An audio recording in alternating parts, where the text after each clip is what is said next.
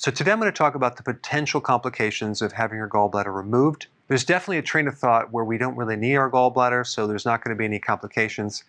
But over 700,000 surgeries are done every single year, and 40% of the people who have their gallbladder removed have complications. So I'm going to be talking about that. The medical term for this is post-cholecystectomy syndrome. So before I go into the symptoms, I want to talk about why someone would experience those symptoms. It really has to do with bile.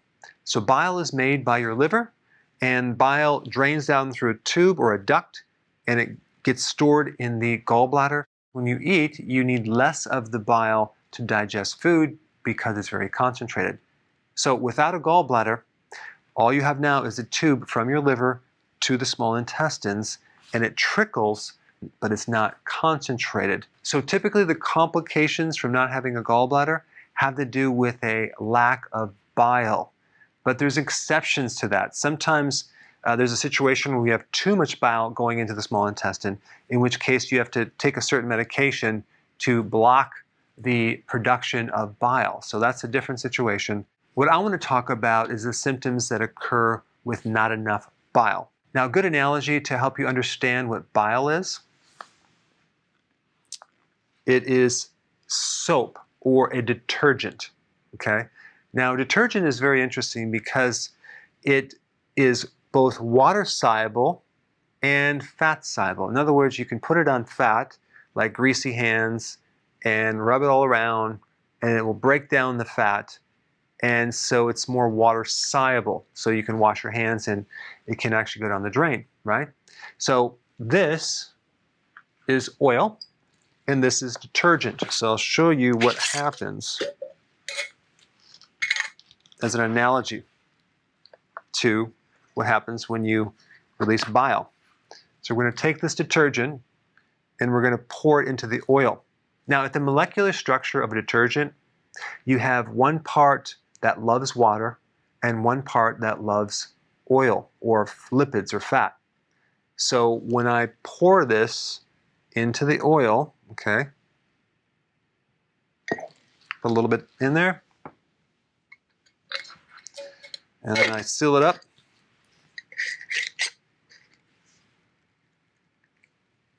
Like this. Okay, so now just keep watching.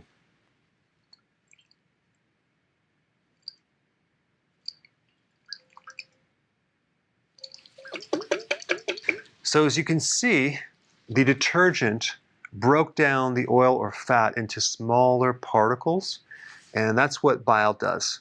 So it's another word for that is emulsification, okay? So you can see it's in a state now where you could literally pour this down the drain and it won't clog anything because now it's more water soluble.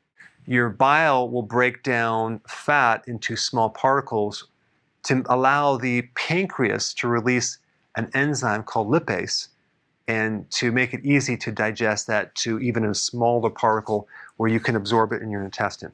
So if you are deficient in bile salts, you're going to have a difficulty digesting fats. So you may experience bloating, indigestion, gas, burping. Okay, so that's number one. Number two, constipation. One of the functions of bile is to help lubricate the colon. And without bile, you may have constipation. But if you have too much bile, because maybe the duct is too large or the opening is too large, you can get the opposite, diarrhea. If you have diarrhea, you don't want to take more bile, okay, even as a supplement, because that's going to make it worse. Okay, we mentioned gas, bloating, even stomach pain, okay? You can even experience your skin becoming more yellow or your eyes becoming yellow. That's jaundice. One of the purposes of the bile is to take the byproduct of red blood cells, which is bilirubin, and help you eliminate it through the body. So if there's some type of blockage going on in the liver where you're getting a backup of bilirubin, that can come out through the skin and create this situation right here. And usually what this means is that you need more bile to help remove the obstruction and allow the drainage. Bile will actually stimulate your own release or flow of bile through the ducts, especially if there's sludge or a gallstone sitting in there, because bile will help to dissolve it. One of the causes of a gallstone is concentrated cholesterol, because there's not enough bile to keep it broken down. All right, hypothyroidism. Your body has certain enzymes that convert T4, the inactive version of the thyroid hormone, to T3, the active form of the thyroid hormone. Well, guess what? Bile triggers that conversion. So without enough bile, it can create hypothyroid symptoms. Number 9, your right shoulder is very, very tight. If there's congestion or some type of blockage of the ducts from your liver, so you can't release the bile, it backs up and causes pressure irritation, and it can create referral pain in your right shoulder up to your neck, even headaches on this side. It can also leave you with a tightness underneath your right rib cage.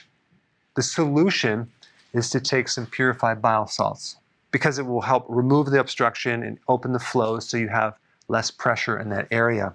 Dry skin, dry eyes, this is a vitamin A deficiency.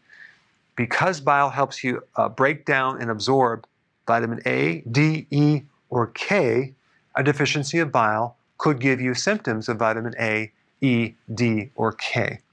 And then we have vision problems. A certain percent of the population notice that their eyes are blurry after they have their gallbladder removed, or they have vision issues, or they may have glaucoma, or a problem even with cataracts. You need vitamin A to prevent those conditions. So without enough vitamin A, you may have a difficult time seeing, especially in the dark at night, and that lack of vitamin A can create a whole series of issues. So for all of these complications, purified bile salts, you can take 1 or 2 after a meal.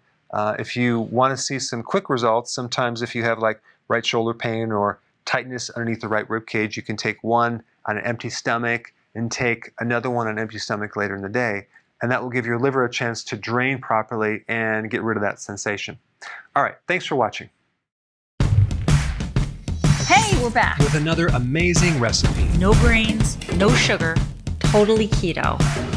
There's no suffering in keto. Absolutely not, Karen. And it's an immune system builder. Absolutely. You have to check this out. I think you should hurry up, watch the recipe, and make it yourself. It's just so easy to be keto. But is it simple? It's super simple. We hope you enjoy making it as much as we are enjoying eating it.